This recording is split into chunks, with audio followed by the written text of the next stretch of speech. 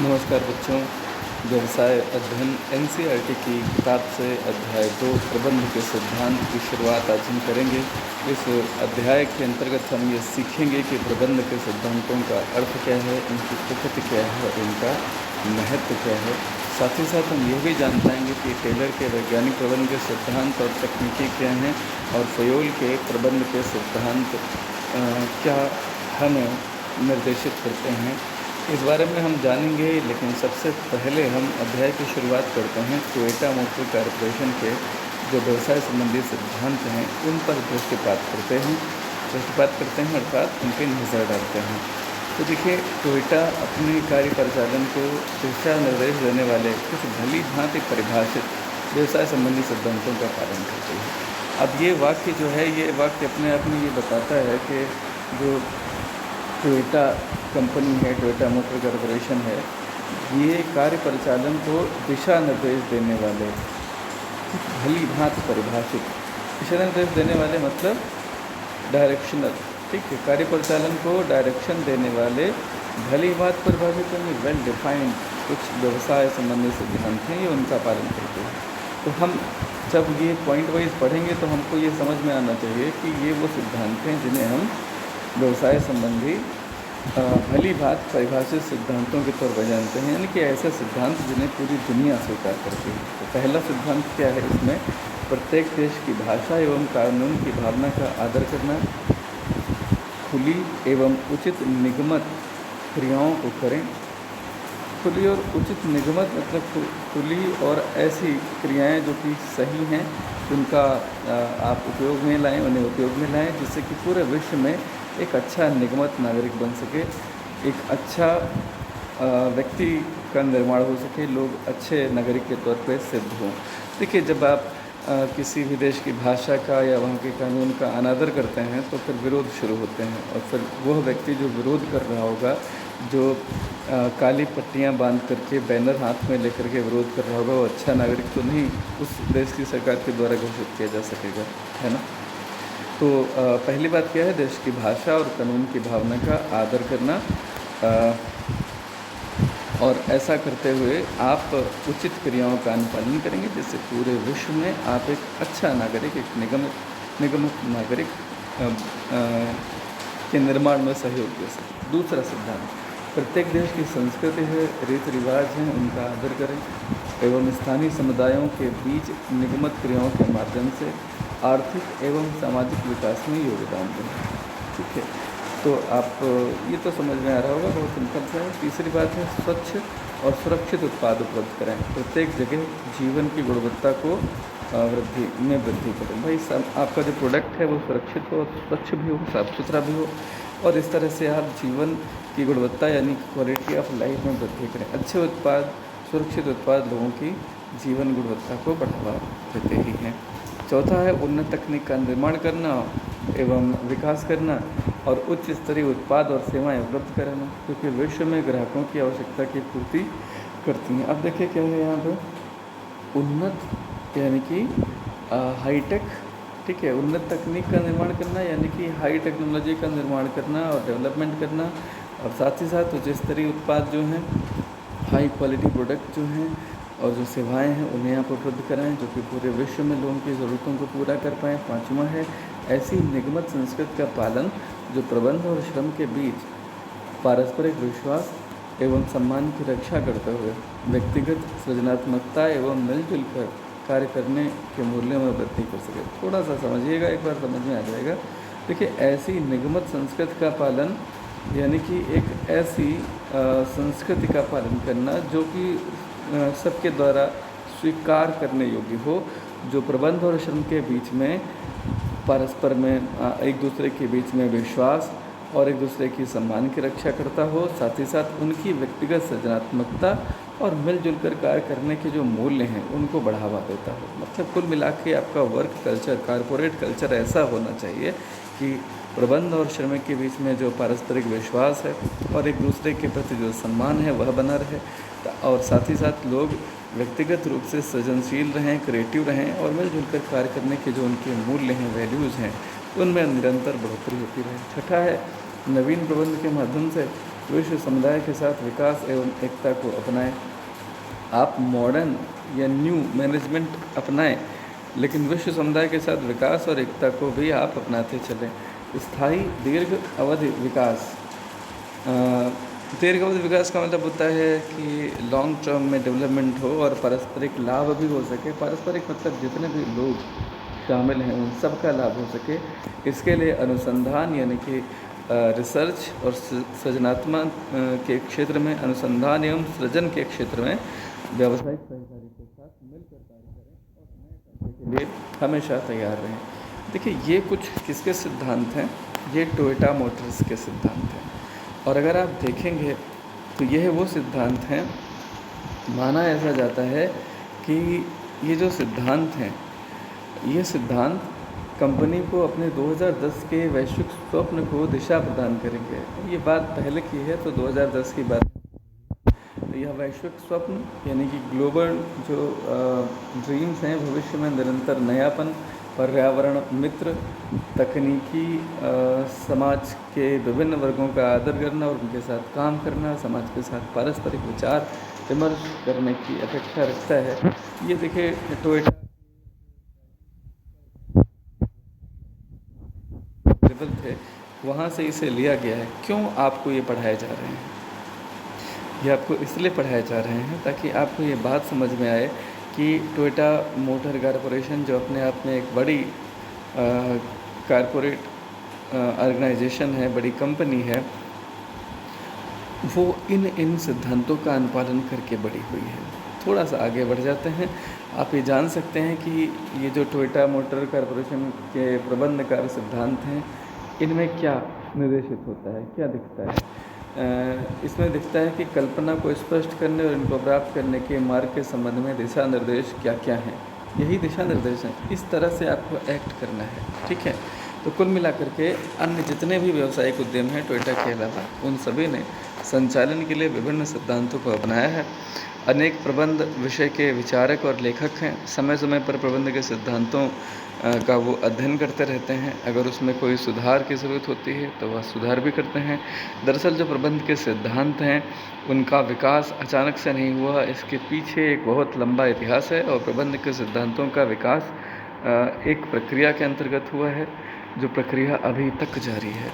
आइए हम थोड़ा सा जानने की कोशिश करते हैं कि प्रबंध के जो सिद्धांत अभी आपने टाटा मोटर्स के द्वारा जो अपनाए जा रहे हैं उन्हें देखा, लेकिन प्रबंध के जो सिद्धांत हैं, इनका इवोल्यूशन, जो आज इनका स्वरूप है, ये इवोल्यूशन प्रोसेस क्या रही है, थोड़ा सा हम जानने की कोशिश करेंगे। देखिए, प्रबंध के इतिहास की खोज अगर हम करेंगे तो हम कई धाराओं से परिचित होंगे और हम पाएंगे कि जो विचारधाराएं हैं वह प्रबंध व्यवहार को डायरेक्शन देती रही हैं सिद्धांत के रूप में।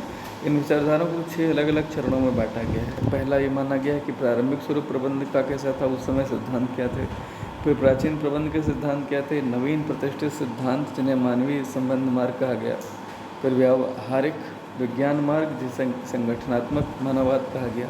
प्रबंधकीय विज्ञान, परिचालनात्मक अनुसंधान और आधुनिक प्रबंध। ये कुछ चरण हैं प्रबंध के सिद्धांतों के विकास के। हम पहला जानेंगे प्रारंभिक स्वरूप। देखिए, सबसे पहले प्रबंध संबंधी विचारों को हम 3000 से 4000 ईसा पूर्व में स्टडी करेंगे। 3000 ईसा पूर्व मतलब ईसा मसीह के आने से भी पहले 3-4 हज़ार वर्ष पहले मिस्र के शासक क्योपास 2900 ईसा पूर्व में इन्होंने एक पिरामिड के निर्माण के लिए 1 लाख आदमियों को 20 वर्ष तक कार्य करने की आवश्यकता इन्होंने महसूस की। यहाँ 13 एकड़ ज़मीन पर बनाया गया। ये जो पिरामिड था, ये 13 एकड़ की ज़मीन पर बनाया गया और इसकी ऊंचाई 481 मीटर थी। पत्थर की शिलाओं को हज़ारों किलोमीटर से लाया जाता था।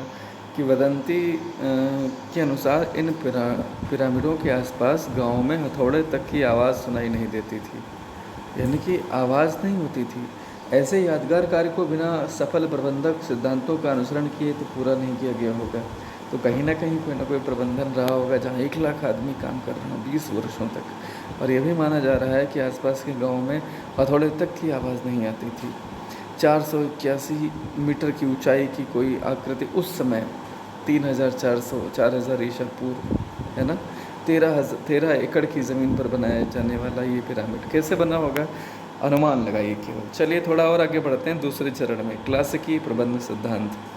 इस चरण की विशेषता विवेकशील आर्थिक विचार, विवेकशील मतलब रीजनेबल, आर्थिक विचार आप लोग जानते हैं, इकोनॉमिक थॉट, वैज्ञानिक प्रबंध, प्रशासनिक सिद्धांत, वैज्ञानिक प्रबंध साइंटिफिक मैनेजमेंट, प्रशासनिक सिद्धांत यानी एडमिनिस्ट्रेटिव प्रिंसिपल्स, अफसरशाही संगठन यानी कि ब्यूरोक्रेटिक ऑर्गेनाइजेशंस, यानी कि ये जो इसकी विशेषता है, ये सारी इसकी विशेषताएं हैं। Reasonable, economic thought, economic thinking कह सकते हैं, इकोनॉमिक आइडियाज़ कह सकते हैं, वैज्ञानिक प्रबंध, प्रशासनिक सिद्धांत, अफसरशाही संगठन, ये सब इसकी विशेषता में आते हैं। इनके बारे में मैं आपको डिटेल में बाद में बता दूंगा। मुझे लगता है विवेकशील तो आप समझते हैं, जो उचित या अनुचित का भान करे। इकोनॉमिक विचार इकोनॉमी से संबंधित विचार हैं। वैज्ञानिक प्रबंध, प्रशासनिक सिद्धांत, साइंटिफिक मैनेजमेंट, एडमिनिस्ट्रेटिव प्रिंसिपल्स, कैसे हम वैज्ञानिक ढंग से लोगों का मैनेजमेंट या उन पर शासन कर सकेंगे। अफसरशाही संगठन के अंतर्गत सीधे सीधे आदेश सुनाए जाते हैं। तो ये कुछ विशेषताएं हैं क्लासिकी प्रबंध सिद्धांत की। विवेकशील आर्थिक विचार की धारणा यह थी कि लोग मूलतः आर्थिक लाभों से ही प्रोत्साहित होते हैं। अगर आर्थिक लाभ किसी का है तो वह आपके द्वारा दिए गए प्रस्ताव को स्वीकार कर लेगा, आर्थिक लाभ नहीं है तो अस्वीकार कर देगा। एल डब्ल्यू टेलर जो हैं, ये एल गलत हो गया, एफ डब्ल्यू टेलर होना चाहिए। और एफ डब्ल्यू टेलर और अन्य का वैज्ञानिक प्रबंध, उत्पादन आदि के लिए एक सर्वोत्तम ढंग पर जोर देता है। तो एफ डब्ल्यू टेलर हैं दरअसल, या कुछ और भी लोग हैं, उनका जो साइंटिफिक मैनेजमेंट है, ये उत्पादन के लिए जो सर्वोत्तम ढंग है उसकी बात करता है। हेनरी फेल जो है, इनके समान व्यक्तित्व वाले प्रशासनिक सिद्धांतवेत्ता यानी सिद्धांत का निर्माण करने वाले, ठीक है, ये समान व्यक्तित्व वाले या इनके जैसे हेनरी फेल के जैसे जो प्रशासनिक सिद्धांतवेत्ता रहे हैं, सिद्धांत बनाने वाले रहे हैं, उन्होंने पद और व्यक्तियों को एक सक्षम संगठन में परिवर्तित करने के लिए सर्वोत्तम मार्ग ढूंढा। उन्होंने कहा कि पदों को और व्यक्तियों को एक सक्षम, भाई कुछ पद हैं संगठन में और कुछ व्यक्ति होंगे जो उन पदों पर सुशोभित होंगे। तो उन्होंने क्या करा कि पद और व्यक्तियों के निर्माण के द्वारा अच्छे उचित पदों पर समुचित व्यक्तियों को प्रतिस्थापित किया जाए। ऐसा करते हुए सक्षम संगठन का निर्माण करना, इसके लिए जो उपाय सोचा हेनरी फेल ने, वो इनके सिद्धांत हैं। जो अफसरशाही संगठन है उसके जो सिद्धांतवेत्ता हैं उनमें मैक्स वेबर आते हैं। इन्होंने अधिकारों के गलत प्रयोग और उनकी प्रभावशीलता, गलत प्रयोगों से उनकी प्रभावशीलता समाप्त होती थी, ऐसा इन्होंने माना। इसी के कारण प्रबंध की अनियमितताओं को समाप्त करने की मार्ग की खोज की। मैंने बताया ना कि जो अफसरशाही होती है वो आदेश देता है, आदेश सही और गलत दोनों हो सकते हैं। उसको लगता है कि वह जो सोचता है उसके अधीनस्थ सोच ही नहीं सकते। लेकिन इस तरह के सिद्धांत में जो क्रिएटिविटी होती है या जो इनिशिएशन करने की क्षमता होती है कर्मचारियों की, वह समाप्त हो जाती है और उससे उत्पादकता भी प्रभावित होती है, क्वालिटी भी प्रभावित होती है, ठीक है। तो इस तरह की अनियमितताओं को कैसे प्रबंध दूर कर सकता है, ये बात की थी मैक्स वेबर ने। यह औद्योगिक क्रांति और उत्पादन की कारखाना प्रणाली का युग था। बिना संगठनबद्ध उत्पादन को शासित करने वाले सिद्धांतों का अनुसरण किए बिना बड़े पैमाने पर उत्पादन संभव नहीं था। यह सिद्धांत श्रम विभाजन एवं विशिष्टीकरण, मानव एवं मशीन के बीच पारस्परिक संबंध, लोगों का प्रबंधन आदि पर आधारित थे। तो ये आपने क्लासिकी प्रबंध सिद्धांत पढ़े, जिसमें F W Taylor, Henri Fayol और मैक्स वेबर जैसे महान लोग आते हैं। एफ डब्ल्यू टेलर का मेन झुकाव था वैज्ञानिक प्रबंध की तरफ। हेनरी फेल का मेन जो झुकाव था वो यह था कि जो पद हैं और जो व्यक्ति हैं, अच्छे सही पदों पर सही व्यक्तियों को अगर चुन लिया जाए तो सक्षम संगठन निर्माण हो सकता है। मैक्स वेबर ने जो अफसरशाही संगठन की कुछ कह लीजिए कि कमियां थीं, उनको दूर करने की बात पर जोर दिया। इसके बाद में जो तीसरा स्टेज आया वो था नव क्लासिकी सिद्धांत, मानवीय संबंध मार्ग। यह विचारधारा 1920 से 1950 के बीच में विकसित हुई। इसका मानना यह था कि कर्मचारी मात्र नियम, अधिकार, श्रृंखला या आर्थिक प्रलोभन के कारण ही विवेक से कार्य नहीं करते, बल्कि ये सामाजिक आवश्यकताओं, सोशल नीड, प्रेरणाओं और दृष्टिकोण से भी निर्देशित होते हैं। इसमें जेईसी आदि पर हॉर्थेन अध्ययन किया गया। ये हॉर्थेन नहीं, हॉर्थोन प्रयोग है, ठीक है। यह बेसिकली क्या है, ये एक स्वाभाविक अध्ययन था। ये काफ़ी लंबे वर्षों तक चला था, इसे आगे डिटेल में हम पढ़ेंगे। 30 से ज़्यादा वर्षों तक चलने वाला ये एक प्रयोग था। औद्योगिक क्रांति के प्रारंभिक दौर में तकनीक और प्रौद्योगिकी पर बहुत ज़्यादा जोर था, मानवीय तत्व पर ध्यान दिया नहीं गया था। इस विचारधारा में मानवीय तत्व पर भी ध्यान दिया गया था, ठीक है। तो इसके बाद में जब हम बात ये इसमें अगर हम बात करें, लिखा नहीं इसमें, अल्टन मेयो नाम के जो है एक प्रबंध शास्त्री थे, अल्टन मेयो, ठीक है। क्या नाम था? Alton Mayo. कुछ लोग इनको मायो भी बोलते हैं, लेकिन इनका सही नाम अल्टन मेयो था। इन्होंने प्रयोग किए थे मनुष्यों पर। जैसे सामान्य सी बात बता दें कि जैसे वर्क प्लेस पर अगर केवल पुरुष काम करते हैं या केवल महिलाएं काम करते हैं, तो उनकी उत्पादन का स्तर क्या है, उनकी उत्पादकता क्या है, उनकी सक्रियता क्या है। साथ ही साथ अगर जब लोग काम कर रहे हैं तो उसमें कुछ पुरुष और कुछ महिलाओं का अगर कॉम्बिनेशन कर लिया जाए तो वर्क प्लेस पर क्या उनकी उत्पादकता में कोई अंतर आता है? ऐसा देखा गया कि जहाँ पर भी पुरुषों के साथ केवल पुरुष थे तो वो लापरवाह थे अपने काम के बदले, लेकिन जब महिलाएं आ गईं, कुछ महिलाएं 10 पुरुषों में 10 लोगों में 7 पुरुष और 3 महिलाएं की गईं, तो ऐसा पाया गया कि 7 पुरुष महिलाओं को आकर्षित करने के उद्देश्य से अच्छा परफॉर्म कर रहे थे। एक तरह से उन 7 पुरुषों में एक तरह का प्रतियोगिता का भाव आ गया कि जो बेहतर होगा शायद महिलाएं उसके प्रति आकर्षित हों। ऐसा कुछ देखा गया। यही बात महिलाओं पर भी लागू थी। जहाँ पर महिलाएं केवल अकेले काम करती थी, उसमें 3 पुरुष जब डाले गए तो उन पर भी कुछ इसी तरह का असर देखा गया। तो इस तरह के प्रयोग हुए, बड़े लंबे अरसे तक ये प्रयोग हुए, और इसी वजह से वर्क प्लेस पर पुरुष और महिला का एक अनुपात सुनिश्चित कर दिया गया है आज की डेट में, आप जान सकते हैं। कुछ और चरण थे इसके प्रबंध के सिद्धांतों के विकास के। यहाँ पर अगला है व्यावहारिक विज्ञान मार्ग, जिसे संगठनात्मक मानवतावाद बोलते हैं। संगठनात्मक व्यवहारकर्ता जैसे कि Chris Argyris, Douglas McGregor, Abraham Maslow, Frederick Herzberg ने इस मार्ग को विकसित करने के लिए मनोविज्ञान शास्त्र, समाजशास्त्र और मानव शास्त्र के ज्ञान का उपयोग किया। संगठनात्मक मानवतावाद का दर्शन है, इसमें व्यक्तियों को कार्यस्थल पर एवं घर पर अपनी सभी योग्यताओं और रचनात्मक कौशल का उपयोग करना होता है। ये ऐसा मानते हैं, कार्यस्थल हो या घर हो, लोगों को अपनी सारी योग्यताओं और क्रिएटिव एफिशिएंसी का उपयोग करना ही होता है ना। तो प्रबंध विज्ञान और परिचालनात्मक अनुसंधान क्या था? यह प्रबंधकों को निर्णय लेने में सहायता करने के लिए परिमाण संबंधी तकनीक के उपयोग और उनके ऑपरेशन और अनुसंधान पर जोर देता है। जो वर्तमान का प्रबंध है या आधुनिक संगठनों को एक जटिल प्रणाली के रूप में देखता है तथा संगठनात्मक एवं मानवीय समस्याओं के समाधान के लिए आकस्मिक घटना के रूप में आधुनिक तकनीक का प्रयोग करता है। तो अभी तक आपने ये जाना कि प्रबंध का जो विकास है ये अपने आप में आपको मंत्रमुग्ध करता है, यानी कि कहीं ना कहीं आश्चर्यचकित कर देता है। इस अध्याय में हमने फ्रेडरिक विंसलो टेलर और हेनरी फेयल के योगदान को पढ़ना है। ये समझ लीजिए कि अगर आपने कहीं पे भी किसी भी भाषा, मान लिया अंग्रेज़ी भाषा की शुरुआत करनी है, तो उसमें जैसे ए और बी महत्वपूर्ण है, ऐसे ही फ्रेडरिक विंसलो टेलर और हेनरी फेयल, ये दोनों प्रबंध शास्त्री महत्वपूर्ण हैं। आप इन्हीं को पढ़ेंगे यहाँ पर, ठीक है। ये दोनों आपने पहले जाना ही है कि ये ऐतिहासिक यानी कि क्लासिक व्यवसाय के सिद्धांतों से जुड़े हुए हैं। प्रबंध के एक शास्त्र के रूप में अध्ययन में इन दोनों का बहुत बड़ा योगदान रहा है। F.W. टेलर की अगर हम बात करें, फ्रेडरिक विंसलो टेलर इनका नाम है तो एल नहीं होना चाहिए। देखिए यहाँ फ्रेडरिक लिखा है और यहाँ एल लिख जाते हैं गलती से। F.W. टेलर ये अमेरिकन यांत्रिकी जो है इंजीनियर थे, ठीक है। मैकेनिकल इंजीनियर थे। और जो हेनरी फेयल थे ये एक फ्रांसीसी खदान इंजीनियर थे, ठीक है। टेलर ने वैज्ञानिक प्रबंध की अवधारणा दी, जबकि फेयल ने एडमिनिस्ट्रेटिव प्रिंसिपल्स पर ध्यान दिया, ठीक है।